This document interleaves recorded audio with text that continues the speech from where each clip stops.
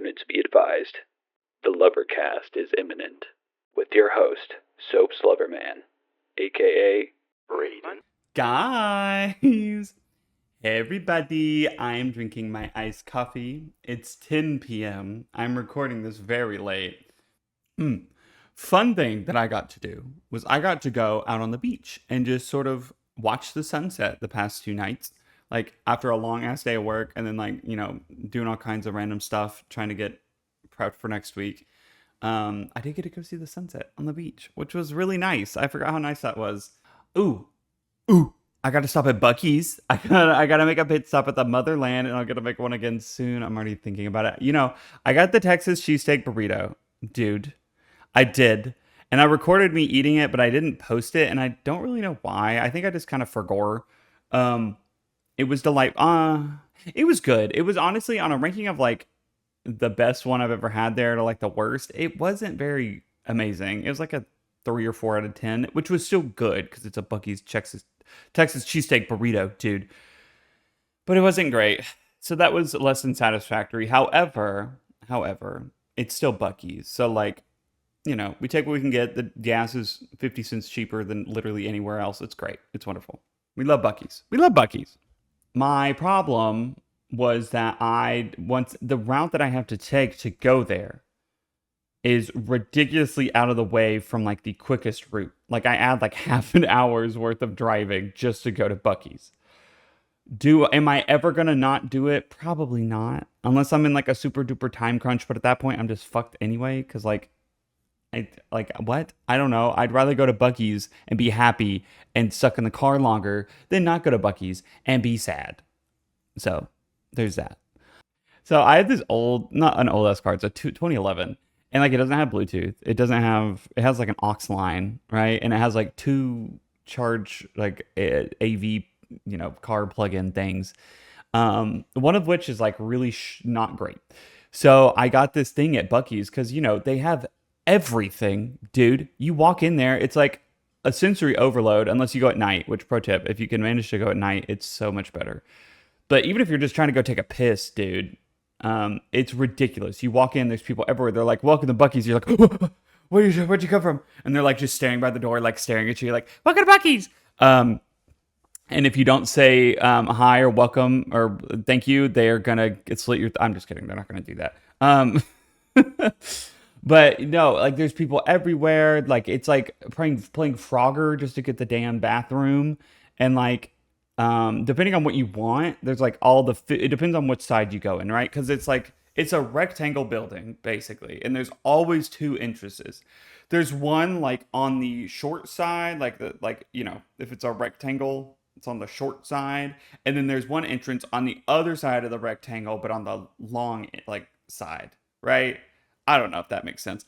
But if you go in the long side entrance, you can like beeline straight to the bathrooms. Like that's the strategy. If you're just there to like piss or shit and then get your food, because like girl, I get it, you get the bubble guts on the road, I get it, you drink a RedBull on your way out the door, you're starting to feel it about 2 hours in, yeah, perfect stop. They got the ceiling to floor doors, you go in there, they keep them bitches clean, okay? The Buc-ee's bathroom, S tier of like gas station or like road trip stop bathrooms, okay? I will literally hold my piss in just to go to that damn bathroom. But then you walk out of the bathroom. It's still like playing Frogger. If you're in like peak hour, like God forbid it's like 5 p.m. Bless you.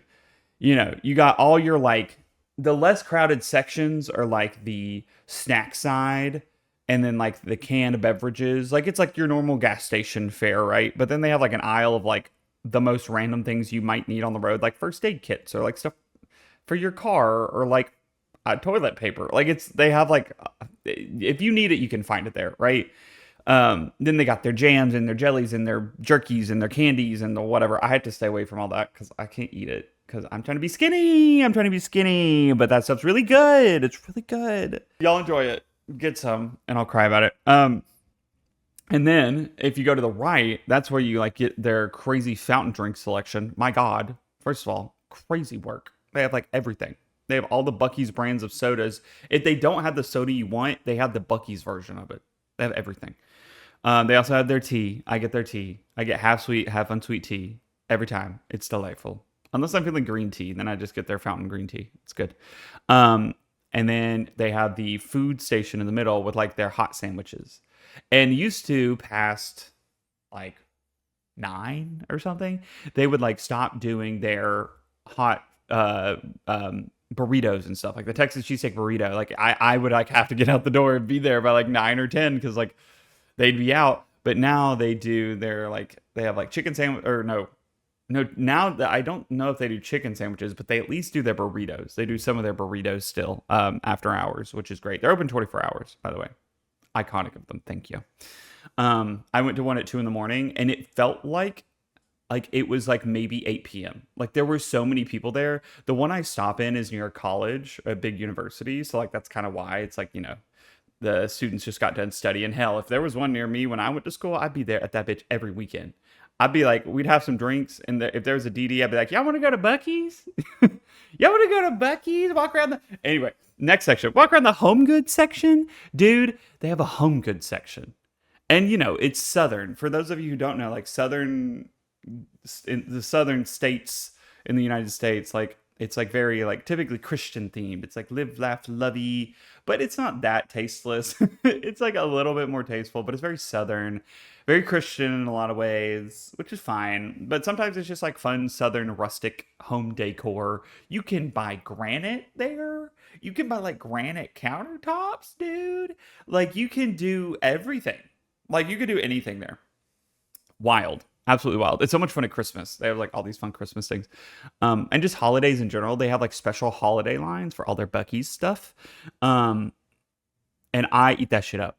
And my niece, I've discovered, loves Buc-ee's. Oh my God. Gets it from me. She's my mini me. She literally, like now, like one of her earliest birthdays, I think she turned like 2 or 3.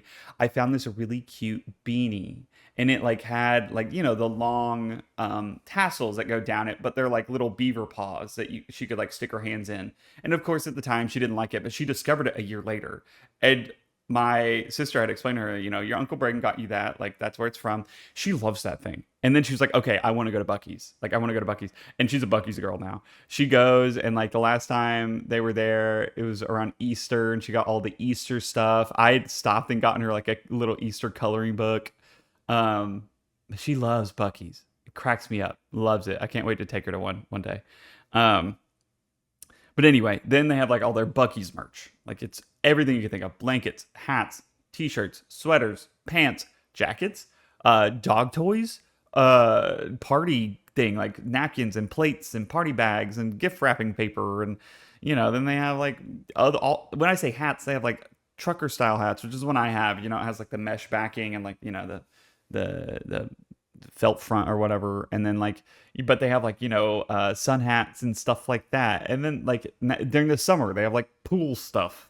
They have everything, dude. Literally everything. Pillows galore, coffee mugs, cups, it's stickers, keychains. God, dude, but that's why their gas is so cheap, is because they can just subsidize it. Because like you do not, I mean, you can do this.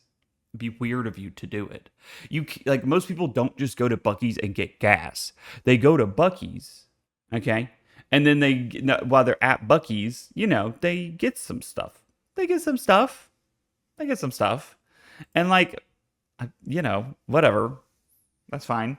But the ones who don't, I'm like, girl, what is you doing? Why are you here? Just go to the Shell down the street. Like the gas is 30 cents more expensive. But if you're not going to go in and get shit, like what are you doing? What are we doing here? Why are you here? Go home. Not me being an elitist about Buc-ee's. But you know what? Someone has to do it. Someone has to hold the fort down, okay? Someone has to do it, and it's going to be me. It's going to be me. Also, good news. We're going to have a Buc-ee's in Loverlandia. And you know what? It's going to be right in the capital. It's going to be 10 minutes walking, okay, from the capital itself. So that way, on my lunch break, I can just go down there and get me a Texas cheesesteak burrito, dude, okay? On Fridays, we'll kiki. We'll kiki in the parking lot. We'll take it inside. We'll get us a nice big icy, all right? And then your choice of hot sandwich. And then we'll eat it and drink, and we'll powwow and talk about state of affairs, okay? That's my public address. I give it in the Buc-ee's parking lot. out by the air pump. But the problem also is, it's not a problem. It is what it is. When I stop at Buc-ee's, I'm there for like 30 minutes to an hour. So like, not only am I adding half an hour to my trip just to get there, then I'm there for an extra hour. I'm just not normal about Buc-ee's. I'm not normal about it. I'm not normal about Buc-ee's. I'm just not. I'm sorry. I'm just not. It is what it is. I've accepted it. I've accepted it. Oh my God. I didn't even mean to start talking about Buc-ee's. That was not even on my docket for today. But you know what? 13 minutes later, here we are. Not sponsored. Buc-ee's, if you somehow hear this, please sponsor me. Please. I'll be the best sponsorship you ever make. I will not shut up about you. Okay? If you give me a free Texas cheesesteak burrito every like 2 weeks, all right, I'll sing your praises for a year. I don't give a fuck. I'll do it. All right. Don't even have to be monetary. All right. Maybe a hat every time mine gets a little gross because I wear it on the beach. It gets all salty and weird. All right. Just saying. I'm an easy buy. It doesn't take much. It doesn't take much. Those of you who are listening and not watching, I'm drinking out of a Margaritaville cup. Shout outs to Stan. Stan. Stan, one of the first times I met Stan, actually I was talking to Stan the other night about this. It was funny. And he brought it up. He was like, remember when we met? And I was like, yeah. And he was like, yeah, I joined your live. And, you know, he sent me a galaxy. And it was like my first TikTok live ever. First time I had ever live streamed. It was Christmas. I was here, my folks' place. And I was like, who is this? Who is Stan? Who is Frogman the Inevitable? I was like, is Stan my op? I don't understand.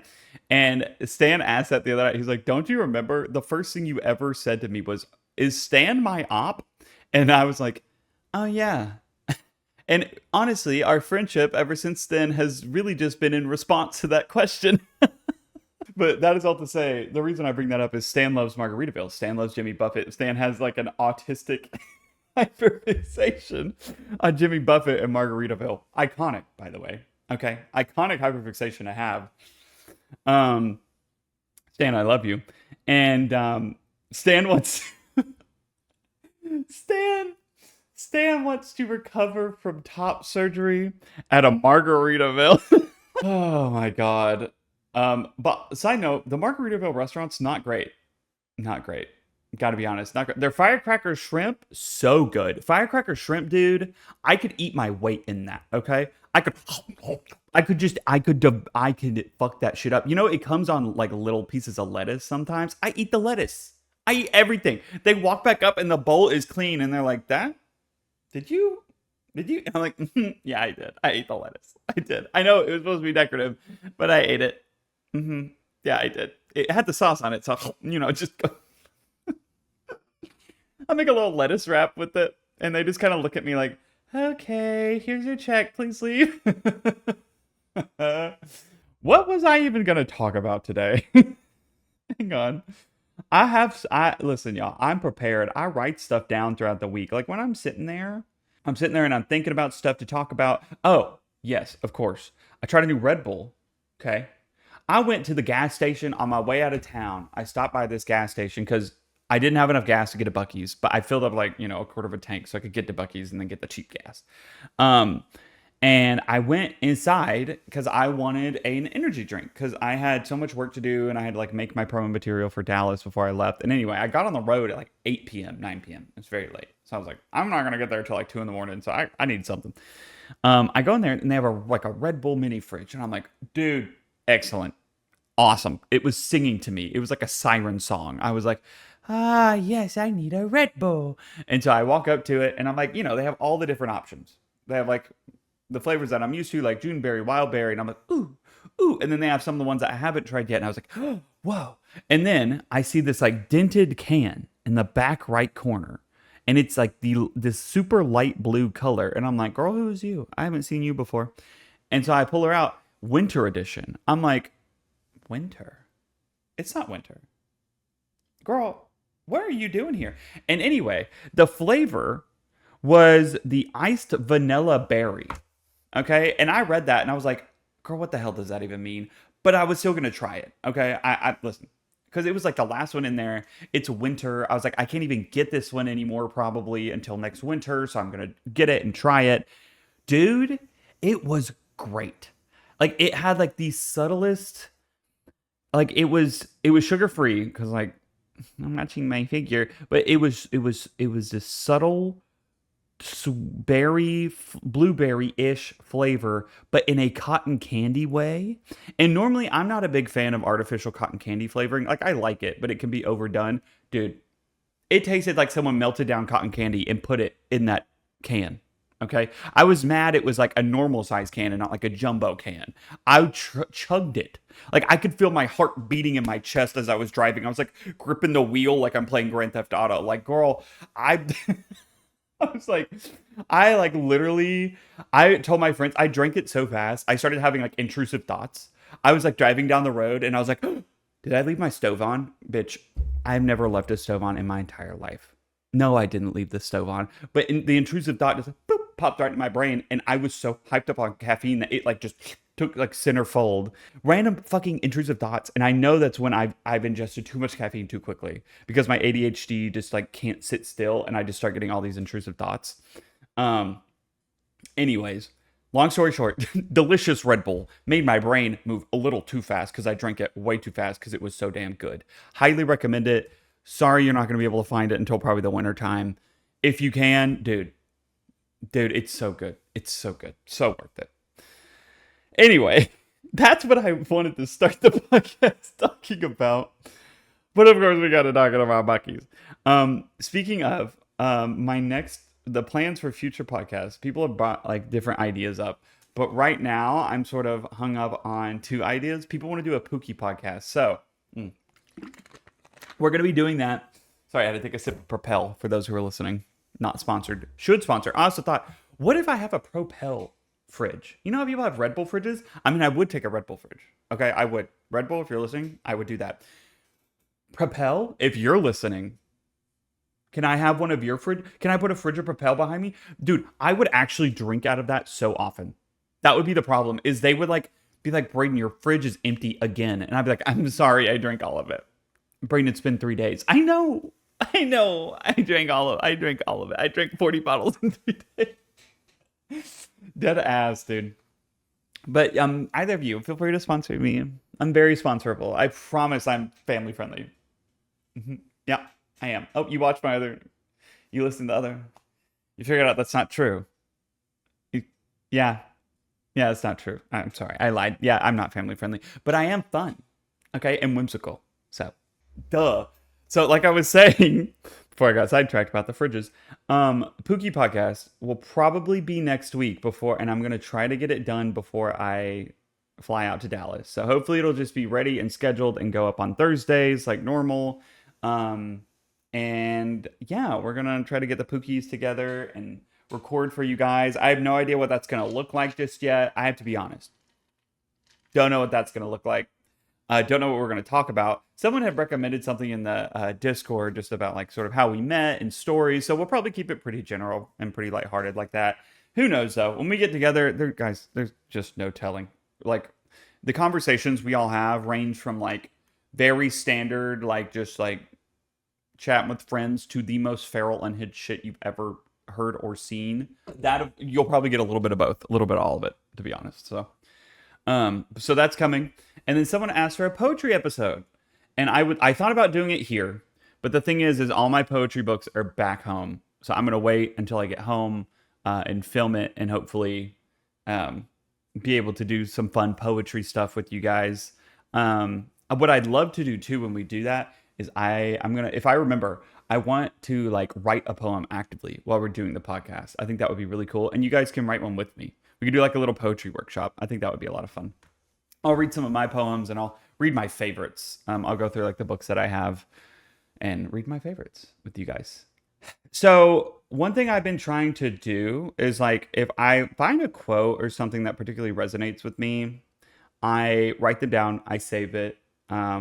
Especially to like in episodes like this where like I want to talk about it and just like I want to yap about it, but like I feel like a lot of you guys get it. Like we are living in a time where it feels like emotional vulnerability is like scoffed at by a lot of people and like it's disregarded, and that feels really bad because I think that some of the most human things we can do is be emotionally vulnerable with one another and be honest and speak our minds and talk about what resonates with us.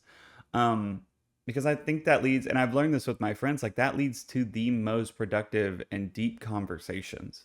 Like the second someone goes out on a limb to say this thing that like that's like been bothering them, or like hell, like just even been on their mind, or like been something they're worried about or scared of, suddenly everyone else is like, oh my God, I've been like me too. Or like, you know what? Like I feel the same way about this. Or like I feel the same way about that.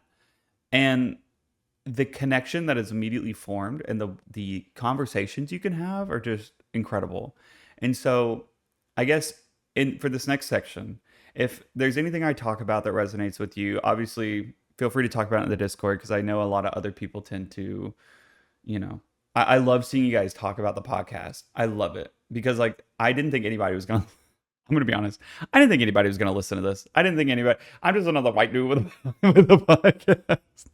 So I was like, no one's gonna listen to this. So it tickles me to death when you. Sorry, that's a very southern saying for you. It just makes me so happy. It's basically what that means. It's a very southern way of saying it. Oh, I'm just tickled. Oh, it just tickled me. Um, but it, it genuinely warms my heart to see you guys talk about this.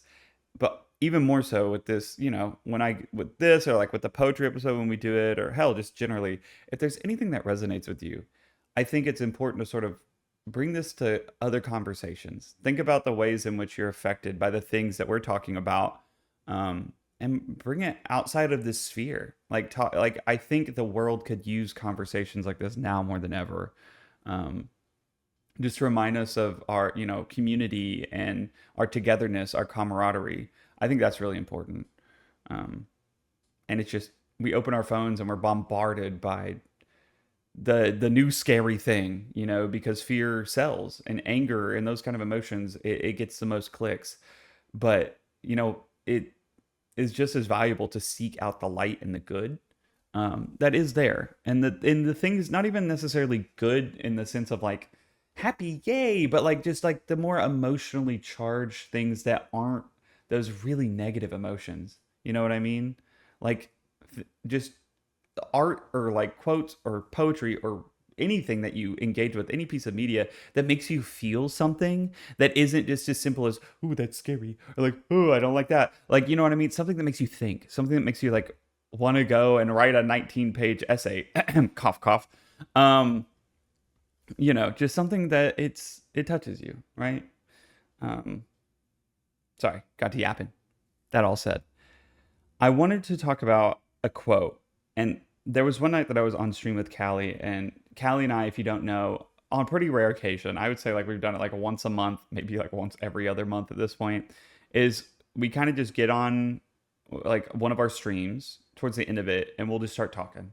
Like y'all we give y'all a glimpse into sort of the conversations that me and him tend to have offline, which, not all of them are like this, but, we both are people who have studied philosophy to some degree. Um, you know, I've studied writing and language and sociology and a little bit of philosophy and psychology, like all of these academic pursuits. And same with Callie. He's studying philosophy and, we both study critical theory and just theory in general, like theory trademark. Like when you think I've studied like poetic theory and literary theory, and that overlaps with just like broad theory, academic theory in general. And same with Callie. So we get to talk in, and we kind of hit deep notes, right? And maybe me and him can do one of those, style of podcasts when we both have enough time, because we are both busy as shit, which we were talking about recently. I think it's just a busy season. We're going into con season, guys. It's getting crazy. Okay? It's getting crazy. It's getting a little nuts. Speaking of which, I am going side note. Sidebar. I am going to Miami. I'm going to Miami. I think it's Otaku Fest, where Samuel and Elaine are going to be. I am going to be there. Me and Casey and maybe Vaughn. If you didn't hear that from me, she has. I'm sorry, Vaughn, if I leaked that info. We don't know for sure if she's going yet. She might go. Okay, so all you Miamians, you Southern Floridians, just saying. Um, so let me get to the thing that I was actually going to talk about before I took us down 3 one-way streets. This quote that I read, it reminded me, speaking of that stream, people people were chatting and some of the comments were like, a lot of you guys are younger. I recognize that. A lot of you are, coming into adulthood, your late teens, early 20s. That is probably the most difficult time to be a human being, especially in the world we live in today, but just generally, okay? Like these people who romanticize it, and you see people online like romanticizing their life. That's just social media. Your late teens and early 20s generally suck. Like there's great moments, and that's life. There's great moments and bad moments, but in your early adulthood, you were going to hit so many roadblocks and obstacles and things you weren't expecting, things you weren't planning for, things you don't have experience with, and it's going to be scary. It's going to be weird. It's going to be tough. Like there are some days that are going to be very, very difficult, and I don't want to sugarcoat that. And I remember talking in the stream, and people were like, it's just so difficult. Like I feel like I don't fit in. I feel like XYZ. Like I don't fit in. I struggle to make friends. I don't know what I'm doing with my life. I don't have any goals. I don't have any major motivations. My aspirations are changing all the time. They're in flux. Like I'm struggling with my identity, things like that. And I just want you to know that's completely normal. Like that is intrinsically human to feel that way. And especially when you get online and you're on like these different apps or whatever, people are going to try and sell you stuff, and they're going to target those insecurities or those questions that you ask yourself or the gaps in your person. They're going to dig into that and be like, well, if you pay this money, or if you do this thing, if you try this program, you can feel better, you can feel whole, it's all a crock of shit. Okay, it's all a crock of shit. The second someone tries to sell you on some plan, just don't even engage with it, first off. But even more so than that, those people there are people who try to capitalize on that. And that's just the way of the world, some of that behavior is rewarded, unfortunately. But this is me telling you that if you're feeling that way, if you're at that chapter in your life, and sometimes it starts earlier and sometimes it starts later. You're not on a clock in that regard, okay? No one has pressed a stopwatch, okay? It's not ticking, right? It's all relative to you and your journey. When it comes to being in that chapter of your life, it is going to be hard. It is going to be difficult. And I've been there. I still struggle with some of those things. Okay? It took me literally upwards of 27 years of my life to finally start living it, to finally actively step into my own shoes, to get behind the wheel of my own life. Like it was, I don't think I've really talked about this a whole lot, but I graduated college in 2019. And I wasn't sure what I wanted to do. So naturally I went to grad school. And I liked it. I liked academia, and I thought I wanted to be a professor. So I started teaching while I was getting my master's, and I did like it. I did. The only problem is that as much as I like to say I'm an introvert, and as much as I like to, especially at that time, would say that stuff, I function best around people. I walk away from people, like especially IRL gatherings, with a ball of light in my chest. And it took me a long time to admit that to myself. I always knew it. But I thought it was quirky to be like, I'm introverted. Like I just wasn't being honest with myself. And so when the pandemic started, I remember I was supposed to fly out to Edinburgh. I was going to Scotland. the week before I was supposed to fly out, we got the stay-at-home mandate. And naturally, I didn't get to go to Scotland. And I had been teaching. I had been teaching, and the class had started online, and it was going to transition to being like half online, half in person or whatever, and it went fully online. And in the act of the pandemic happening and being in academia while it was happening, I saw a side to academia I did not like. And that shattered my aspirations, because going through college, the only reason I got the degree that I did at the time, other than really enjoying writing and critical thinking and creative writing and poetry and language and linguistics, other than just a passion for it, I did it because I wanted to be a professor. I do love teaching. I love public speaking. I love being in front of people and giving you messages to walk away with. But it was the reality of the pandemic, and seeing how it affected academia, seeing where academia was headed, seeing how these professors were acting, and the politicking, and the lack of care for professors like me, instructors like me at the time, who were floundering, trying to keep up with our own coursework and our own issues, and then also teaching these kids, like, first year kids at college. And I did my best. Honestly, I prioritized them over everything else, because it was like, I understand what you're going through right now. And like, I gave people extensions after extensions, and it got to the point where like I changed prompts of like what they had to write about, because I was like, you guys, I want you to write something in this class that you're going to walk away with and be happy with.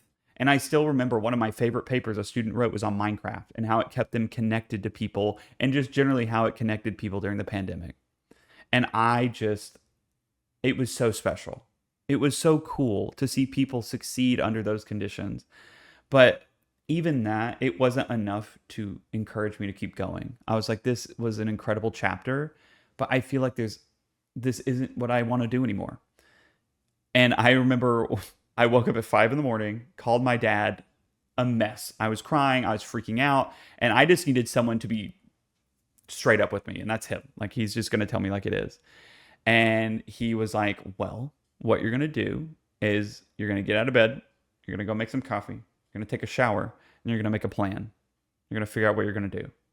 I was like, okay, I'm going to do that. I'm going to go do that right now. I'm going to go do that. And I did. And I didn't quite know where I was going. I just knew I needed to, move in a direction. As long as you're moving in a direction, you'll figure out where to go. It's just a matter of actually starting to move. That's the difficult thing. Once you get moving, you tend to stay in motion, but you got to get going. You got to pick yourself up. There's no one else who can do it besides you. You just got to pick yourself up and start moving. And I never finished my master's, actually. I got really close, and maybe one day I'll go back and finish it before the credits expire. I don't know. But I had to start working full time. I had no money, and I couldn't balance it very well. And the pandemic also just burnt me out. It burnt me out tragically. My thesis, actually, for those of you fans, is on Mass Effect. Never quite finished it. Again, hopefully I will one day. We'll see. But I feel the same way about teaching as I do making creative content, and sort of talking to you guys and engaging with you guys and doing stuff like this. It feels similar. Like, I still get to sort of get on my soapbox and talk about things, and surprisingly people listen, which still just baffles me. But, I'm not one to look a gift horse in the mouth, so to speak. So, yeah. So thanks, guys, for listening to this, if you made it this far. That said, I know, and even teaching, I taught people who are in the same chapters of life as a lot of you. And I saw this quote, and it says, "You haven't met all the people you will love, and all the people who will love you." I don't know. It's just, I think about that. And at the time, I thought I had my forever friends. And like, I'm still friends with a lot of people that I knew back then. But life has sort of shifted. I think we've all sort of hit our own grooves, and we found areas of life that don't necessarily coincide with one another. And it makes it really difficult to keep up. and we don't have the same hobbies. And we got busy. We get busy. Like I'll be the first to say I'm so busy. I went from like talking to some of my friends like every day to I try to just pop in and say hey at least once every 2 weeks and talk to them for like half an hour. And like they're gracious and they understand, and it makes that time spent together more special. But I miss them, and I miss just having the time to go do whatever, but I don't have it anymore. And I think that just sort of happens when you do something like this. You really can only be friends with people who are sort of in it with you. In this case, it's like the COD fandom and the convention going and streaming. Like it's people who are in that sphere or who I can spend the most time with, because it just sort of is how it is. You know what I mean? But that is all to say, I thought I knew what I thought I had my group of friends I was going to go through life with. I thought I had XYZ, and it wasn't. I didn't. They're still there. They're just not as loud and present in my life as they used to be. And equally, I'm not in theirs in the same way. That is not on them wholly. So, just remember that. Just remember that where you're at right now, whether you have a bunch of friends, whether you don't have any, whether you're struggling, whether you're not, it can change, and it probably will change. So enjoy where you're at right now if you like it, and just recognize that it will change and it will get better if you're struggling. I promise. That is the nature of life.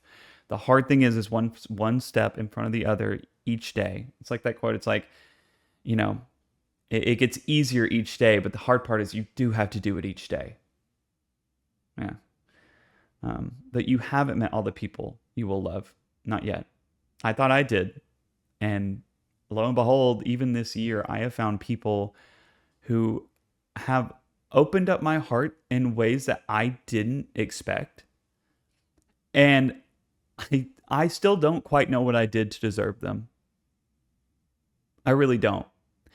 Because I can go to them about things that make me feel most vulnerable. And they sit with me. And we talk about it. And I haven't really had friends like that before. Not in a long time. And I think there's something really special about that. But I didn't meet them till I was almost in my 30s. And it's hard, okay? I get it.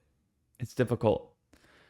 But those friends will come into your life, I promise.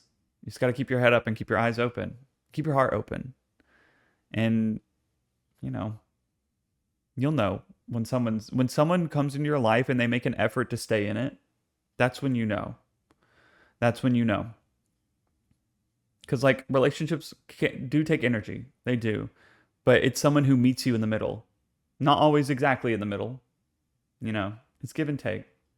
But it's someone who comes into your life and makes you smile. And make you laugh. They're honest with you about the things they're going through. The things that you're going through, they listen. And they're there for you in ways that sometimes you can't even be there for yourself. And yeah, I'm grateful for those friends, but it took me a while to find those friends. It did.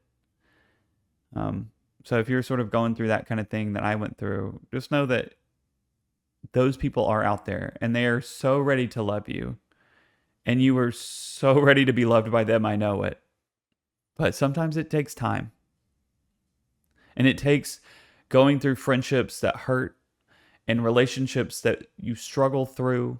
And at the time you're like, why? Why did I go through that? Why is this happening to me? I remember asking myself that when my last ex, I was head over heels for him. And he broke my heart. And I remember sitting on the floor of my closet, just didn't want to get up. And I was just like, why is this happening to me? Like, I thought I did everything right this time. I really, really did. And it just wasn't enough. It had nothing to do with me. At the end of the day.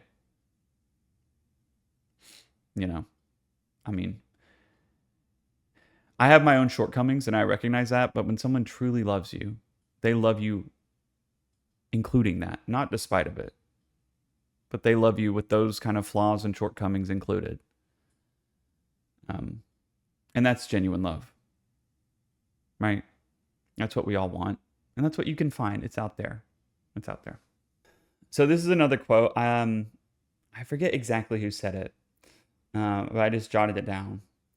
I know it was on an interview with Anderson Cooper, and it was a late night TV host, but I forget exactly who it was. But it's, to be grateful for life is to be grateful for every part of it. To exist is a gift. And with existence comes suffering.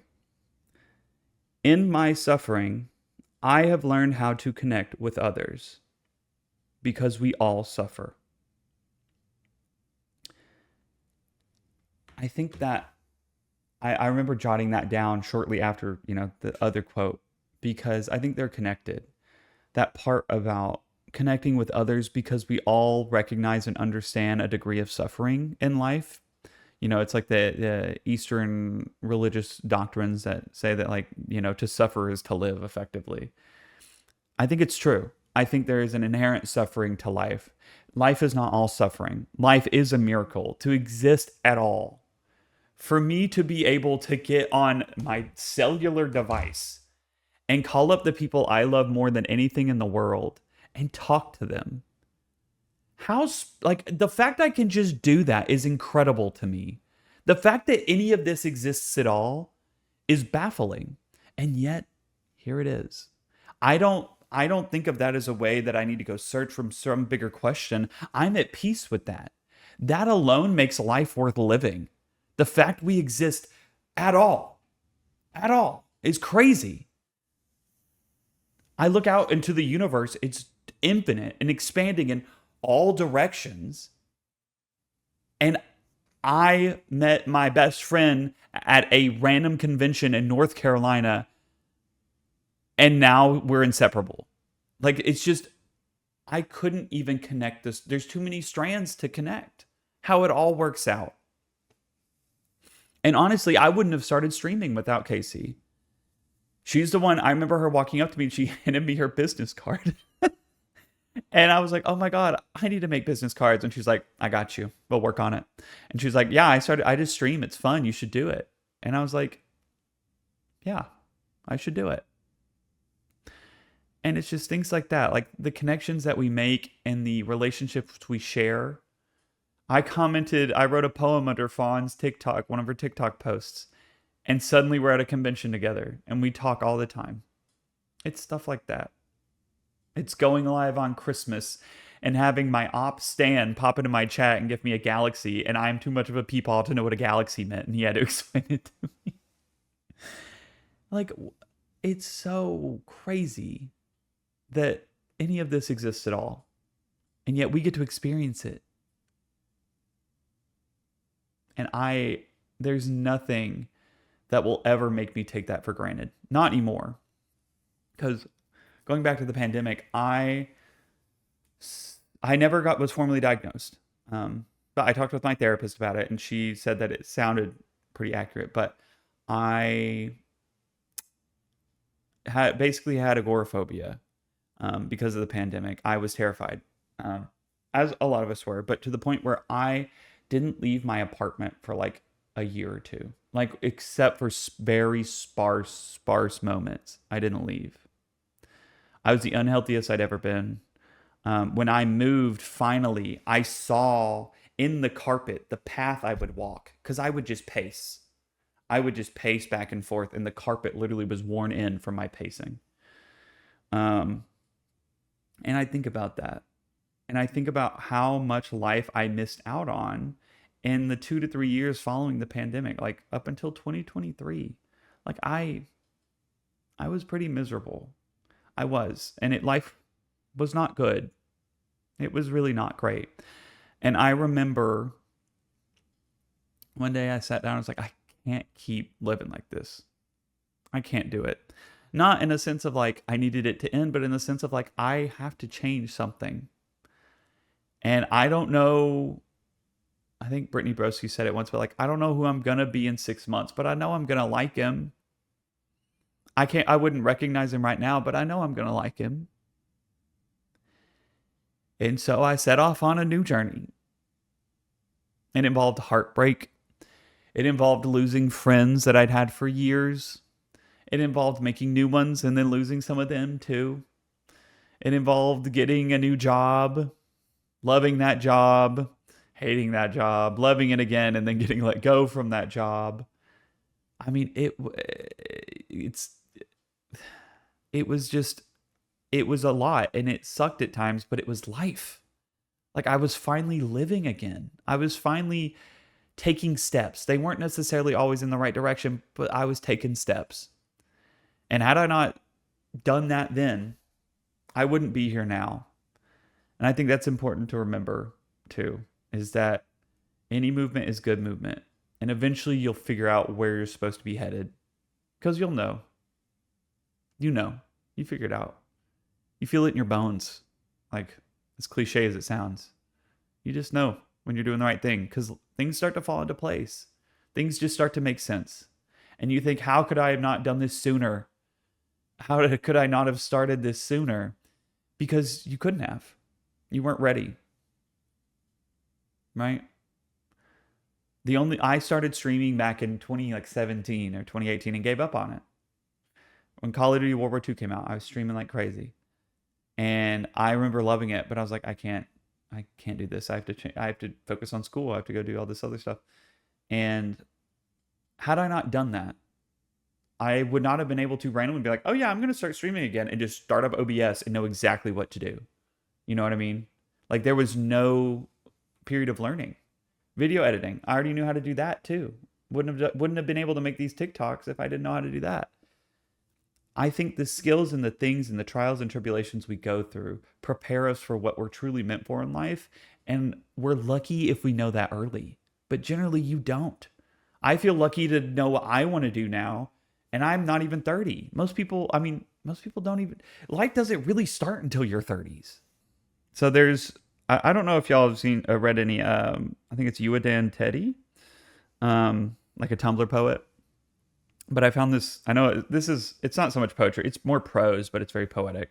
In another life, you learn to hang your rage in your closet.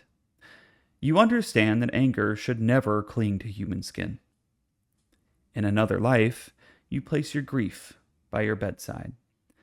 Some days you stay in bed and clutch it to your chest, but more often you glance at it in the morning.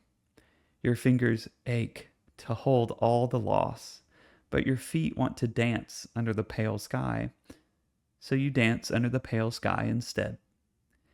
In another life, you learn that a hard life is still a life worth sharing. You surround yourself with tender palms, softer hearts, faces decorated with laugh lines.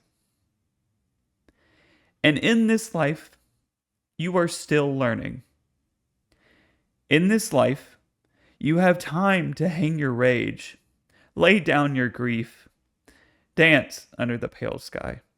I mean, I cried when I read it the first time, and I'm crying again. I mean, man. You understand that anger should never cling to human skin. So you learn to hang your rage in your closet. You place your grief by your bedside, and some days you want to clutch it to your chest. You glance at it and want nothing more than to hold it. It's for it to be all that you think about. But instead, you decide to dance that day. You decide that grief can wait. You learn that a hard life is still a life worth sharing. You surround yourself with tender palms, softer hearts, and faces decorated with laugh lines. How powerful is that? You surround yourself with tender palms, softer hearts, and faces decorated with laugh lines. And in this life, you are still learning. In this life, you have time to hang your rage, lay down your grief, and dance under the pale sky. This life is never done living. You are always learning. Always you are learning. Always we are learning. It's our first time, all of us living, all of us doing this. No one really knows what they're doing. And to hang your rage, to recognize that at the end of the day, the best thing you can do is just tuck that away. Just don't let it consume you. Shed it. Shed that layer. Because rage is something that isn't going to get you anywhere. And you don't have to interact with it. Grief, on the other hand, grief tends to follow you. Grief is something that I'm sure people who have experienced significant loss in their lives, it haunts you and it never fully goes away. Sometimes it's the smell of a perfume in, the makeup aisle. Other times it's when they set out the summer decorations and you see a badminton net. It's little things that will bring you back to those moments. But I love this. It says, so often you just want to lay in bed and clutch it to your chest. You want it starts to consume you, but it doesn't have to. You glance at it in the morning and you ache to do that. You ache to let it consume you because it feels good to live in it sometimes because it's a reminder of that love. It's the closest thing you're going to feel to the love you had of whatever you're grieving. But instead, you do one of the most human things that we have done for eons since our existence. We dance. We get together, we make music, and we dance.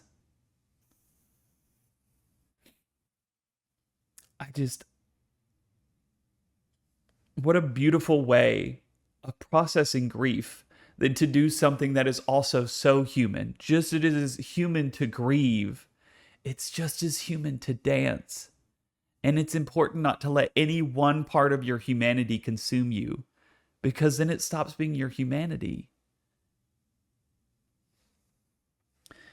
And you're still learning.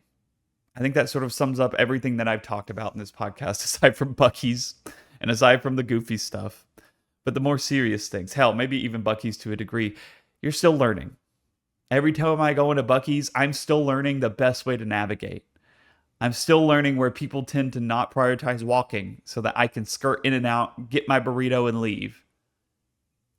We're constantly learning. So do not fault yourself for making mistakes. Do not fault yourself for not being happy with where you're at in life. As long as you keep taking one step after the other, you're still learning. You're still putting things away in your brain and in your soul that will be useful one day. It will be. It will make sense eventually, I promise. It doesn't always make sense in the moment, but one day it will. And when that day comes, I hope that you'll choose to put on your favorite song. Don't give a fuck about who's watching. And just dance. Just dance. At 11 p.m., I'm finishing my coffee, guys. Are you proud of me? I wanted to talk about my top songs. And I have a little bit of extra time, so I do also want to talk about. I mentioned I was going to talk about Gigi Perez's concert at some point. Fabulous. 11 out of 10, no notes. It was incredible. I knew all songs she played but one, which was off her previous album. It was Smiling, I think it's called, which I kind of knew, but not like knew enough to sing. The only song I really know off the album is Kill For You. I love that song. But, just the track list and the way the song she played, listening to Sleeping live was awesome. I love that. I think, in my opinion, that's like one of her best songs off the album. From a what's like trendy, what I consider to be trendy. Chemistry live was also just awesome. Like just so cool. Nothing absolutely was heart wrenching. Please Be Rude was good as well. Please Be Rude is just catchy. Twister was super surprising. I loved Twister live because she wasn't auto-tuned. Dude, I hope she releases a version where she's not auto-tuned. I think it was very intentional for her to auto-tune herself in that. But, that song live was so good. Sugar Water also was incredible. She invited her little sister Bella up on stage, who is involved in the very lyrics of that song, but like sings the song with her on the album, I'm pretty sure. Was on stage singing with her. I was a mess. I was a complete mess. The part where it's like, you were born in Queens too soon. Miracles usually come in twos. But what happens when there's three? Bella said, leave room for me. I mean, I'm the youngest sibling too. And when I realized that and realized she was on stage, I was like, oh my God. I like texted my sister immediately. I was like, this song is our song and I love you so much.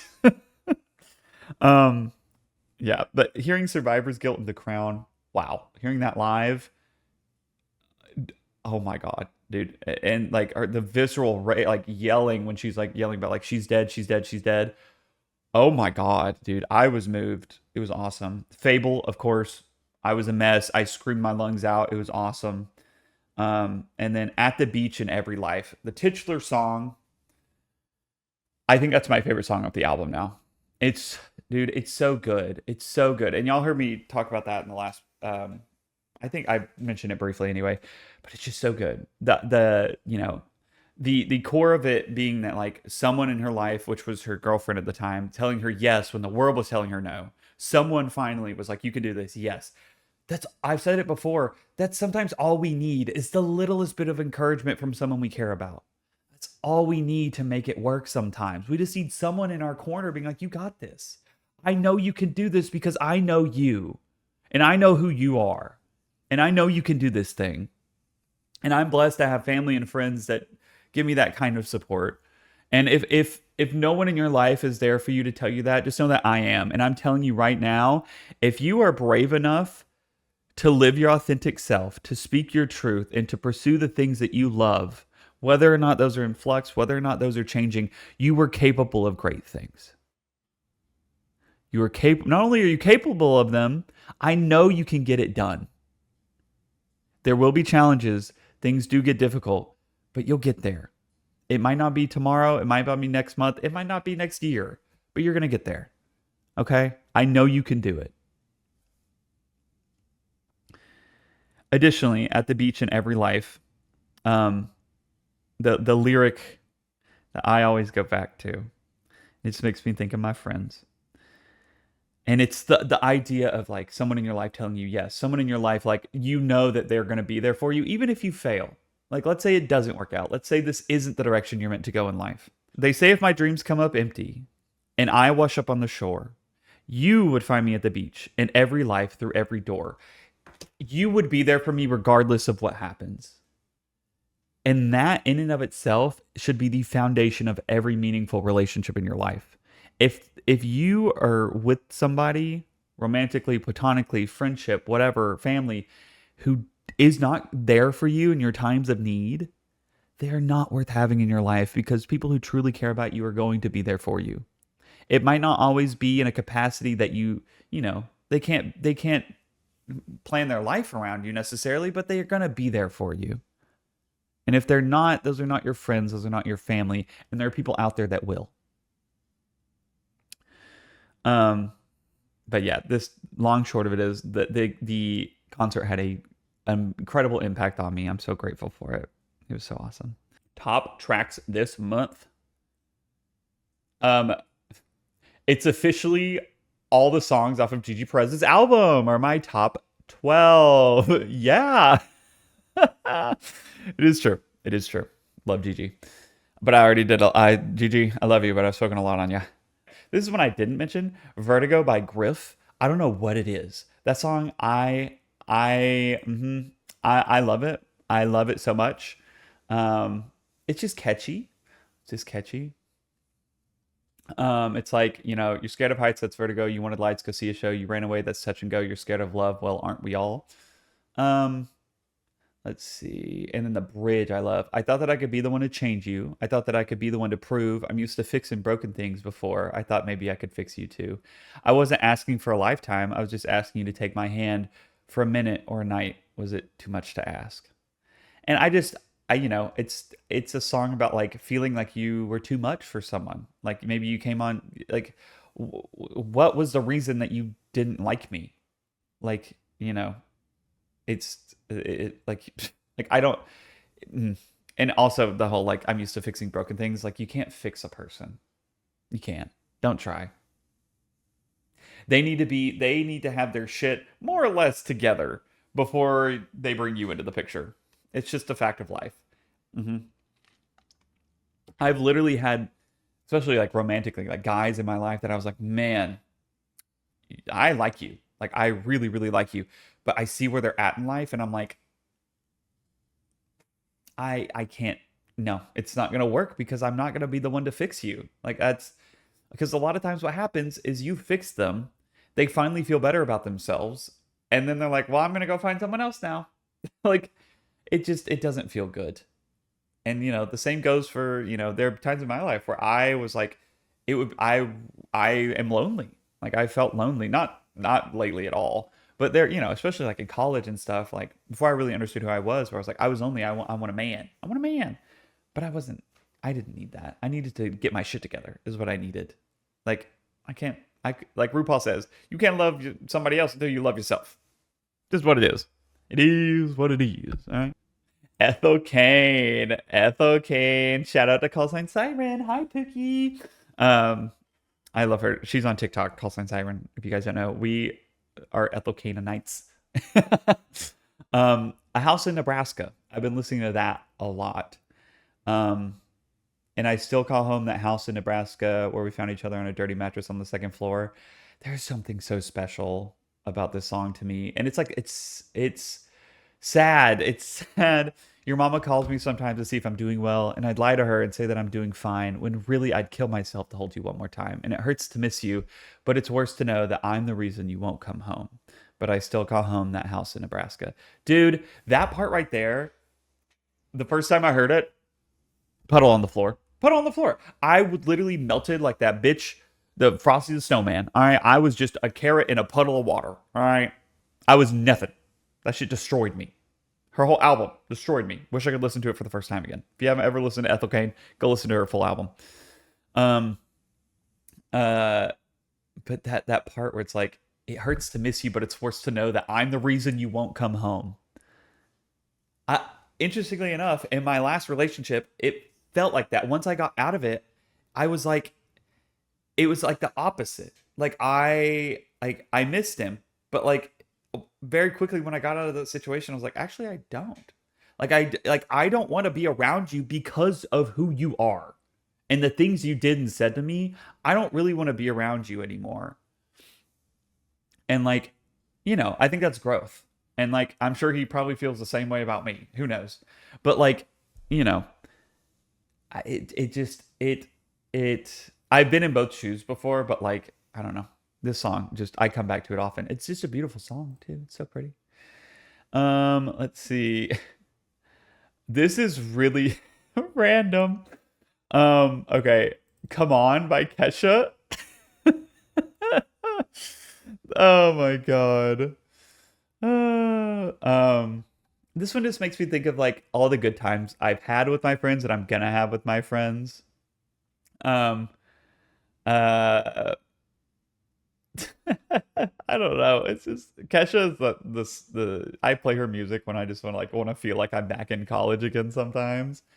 Um, like, I don't want to go to sleep. I want to stay up all night. I just want to screw around. I don't want to think about what's going to be after this. I just want to live right now. Like, it's just like, I want to live in the moment, baby. I want to have fun. Like, yeah, like I don't want to think about the hangover I'm going to have tomorrow. I just want to party right now. Girl, my anthem. I get it. I get you, Pookie. I get you. Oh, Lord have mercy. Let's see. What's another one that I've been listening to like crazy? I think this will be the last one I do. Um, mm. Actually, no. No. So I've been listening to What Was That by Lorde. I'm really excited for Lorde's new album. My God. Lorde, Garly, we need it. We need you, Pookie. Give it to us. Thank you, Queen. What Was That's great. I love What Was That. It's so quintessential Lorde. It even sounds like, it just reminds me of like her OG album. I'm Missing You, the things we used to do. Molly in the back garden, blow our pupils up. We kissed for hours straight. Well, baby, what was that?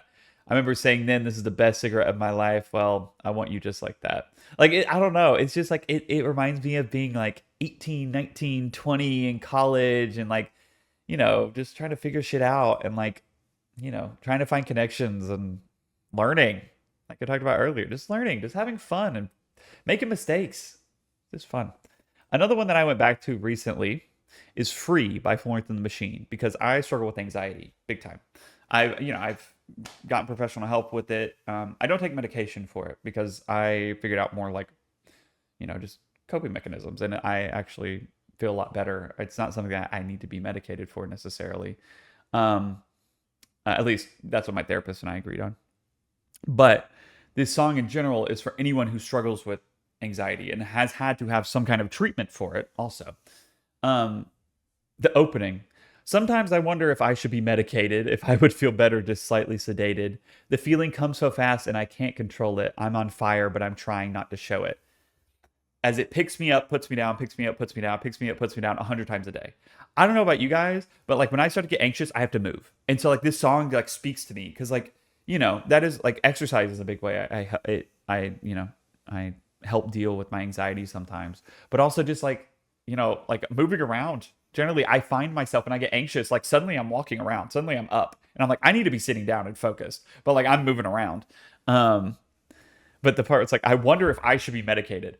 That speaks to me because sometimes I'm like, was my therapist right? Like I might need to be medicated. Like, would life feel better if I was slightly sedated? I mean, who's to say? Um, but the feeling comes so fast and I can't control it. Knowing, like, feeling that anxiety bubbling up, and you're like, oh shit, here we go. Here we go. All right, like, I guess this is happening now. God, dude, ugh, worst feeling ever. And then, oh God, let's see, a Noah Kahan song. Oh my God, Noah Kahan, I love you. God, there's so many. I've had so many random ones on repeat. I Come Over, I've played a lot of. Um, New Perspective, I think that's really fun. Um, I listen a lot to um Maine, one of his older songs. It's called Maine. I love that one. It makes me think of my aunt. Um, in a lot of ways.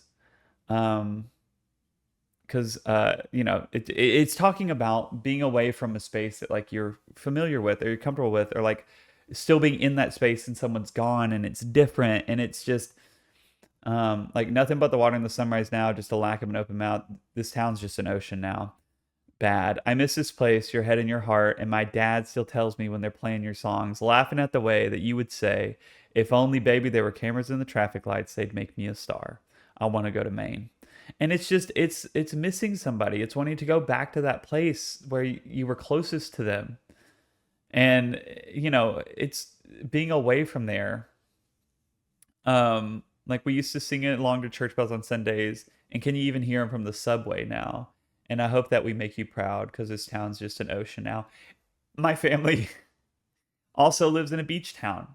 And I think about the fact that I have these big grand plans, and like they're like astounded at the people who like tune into my stuff and follow me, and my sister's always like, we always said you were going to be the the famous one. Like she used to tell me that growing up all the time. She was like, you're going to be the one people know. Like it was, and it was, they were the actresses, they were the musicians, like they were the ones who were on stages, and they still looked at me and they're like, you're going to be the one people know. And we're all sort of spread out now, but the majority of my family, my sister included, live in beach towns. And it's just like the part where it's like, used to sing along to church bells on Sundays. We'd all go to church together. Can you even hear from the subway now? I live in a big city. And I hope that we make you proud because this town's just an ocean now. It reminds me of talking to my family and hearing the things they're doing and wanting to stay connected to them, but being so far away and being in such a chapter of my life where it's hard. And just like, I hope I make them proud. Like, they do things and they share things with us in hopes that we're proud of them too, I think. Because I think when you get older, your relationship with your parents becomes much more reciprocal. And I think if you're fortunate enough to have a good relationship with your parents and your family, like I do, it's wonderful. But there's a part of it that's like, it hurts. It hurts to see them getting older and doing these things, and you're off living your life, which I know that's what they want me to be doing. But like, I don't know. Sometimes you just want your mom or your dad. And I want to spend as much time as I can with them because I know I'm not always going to have them in my life. That's just the nature of things. And yeah. Yeah. And I hope that we make you proud because this town's just an ocean now. It makes me think of the fact that, like, sometimes when I say I'm going home, I say I'm going to the beach. And, like, I feel guilty because it isn't even going home to visit my folks. It's going to the beach. This town's just an ocean now. I don't know. But I love Maine, the song. Maybe the state. Never been to the state. Maybe I'd love it. People have told me I would, but hell, who knows? Okay. And then any other Noah Khan I've been listening to? I mean, You're Gonna Go Far is bar none the song that makes me the most emotional, easily. Because one of my first best friends was my sister. We're 3 years apart.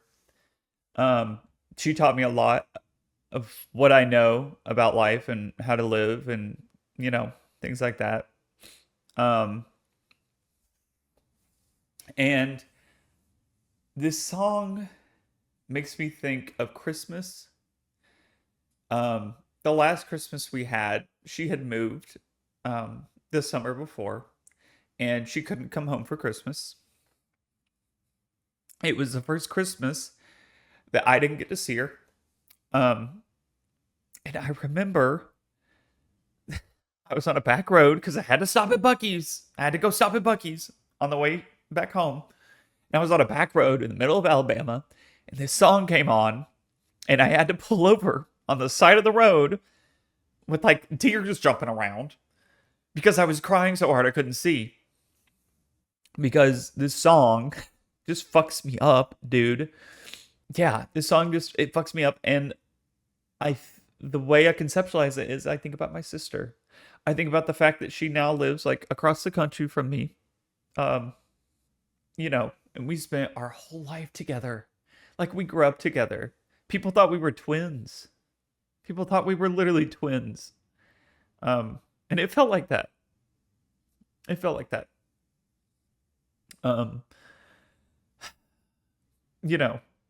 It felt like that. And making quiet calculation where the fault lies. This is good land, or at least it was. It takes a strong hand and a sound mind. The college kids are getting so young, ain't they? They're correcting all the grammar on a spray paint. And I even gave up driving after nightfall. I got tired of the frat boys with their brights on. And this is good land, or at least it was. It takes a strong hand and a sound mind. It makes me smile to know when things get hard, you'll be far. You'll be far from here. And while I clean shit up in the yard, you'll be far, far from here. So pack up your car and put a hand on your heart. Say whatever you feel and be wherever you are. We ain't angry at you, love. You're the greatest thing we've lost. The birds will still sing. Your folks will still fight. The boards will still creak and the leaves will still die. We ain't angry at you, love. We'll be waiting for you, love. And we'll all be here forever. You told me you would make a difference. Well, I got drunk and shut you down. It won't be by your own volition if you step foot outside this town. But it's all we've had for always. And it repeats. And it says, you're going to go far. If you want to go far, then you got to go far. And it makes me think about her. And I can't listen to that song without crying. It just makes me think of how close we were. Like, we literally went to the same college. So often you can say you got to go to college with your sister. That was really special. So even though my rest of my family was hours away, she was 5 minutes down the road. At least for the year. She was a senior when I was a freshman. And we got to, at the University of Georgia, you get to walk under the arch when you graduate. That's like the big thing, arches on North Campus. You can only walk under them if you're graduated. If you're not, it's like super, super bad luck. And I remember when we graduated, the one thing she wanted to do was take me there, and we walked under the arches together. And I don't know, it just, ever since then, we've been sort of separated. Because, she went to law school down in Florida. I stayed in Georgia. And, I've only really got to see her on the holidays, and now I don't even really get to see her then. And it's hard. It gets hard, man. Like I've talked about throughout this whole podcast, things in your life ebb and flow. Friends and family come and go into your life. It doesn't mean they're gone for good. It just means that some chapters are harder than others in certain ways. And I miss my sister. Yeah. I miss my sister. It's not like I can't just call her, but she's so busy. Sometimes she can't pick up. Life just has a way of doing that to us. So, yeah. Anyways, guys, this was another emo podcast. I didn't expect it to be. But thank you for listening. This is your very emotional General Loverlandia, General-in-Chief. Any new decrees this week? Jason Duval is still very much at the forefront of our mind and candidacy for second in command. So I thank you for your feedback on that. Yes, he's still very much in consideration. We will see. I'm debating hiring Jonathan Price as our military director. I think he would bring some much needed goofy smiles and strong arm wit to our military divisions. And I know a lot of you would just be very happy for a variety of reasons. And also, we will have mandatory poetry readings every Sunday in the Buc-ee's parking lot. We will all have a Texas cheesesteak burrito. You vegetarians, I'll ask them to make it without the cheesesteak. You'll just have vegetables and cheese in your burrito. And vegans, you'll just have vegetables, just so you know. And we will all have a nice half and half tea. And we will have a great time. Oh my God. But yeah, I hope you guys enjoyed this. Thank you for listening. Listen to me yap. I love doing this. Such a great hour. I look forward to this hour and a half each week. Next episode will be with the Pookies probably. And then the episode after Dallas will naturally be me talking about the DreamHack Dallas. And then probably some poetry. I don't know. We'll see what happens. Anyway. Love you guys. Take care of yourselves. And if anything resonated with you in this podcast, I implore you to take it outside of our little social circle we have in our community and engage with some of your other friends in certain ways. And I think you'll find that other people are really willing to talk about this kind of stuff. It's just kind of hard to get started sometimes. So be the one who starts. Be the one who takes those first steps. I know you guys can do it. Anyway, love you guys. Talk to you later. Bye. La la la. I am Lorde.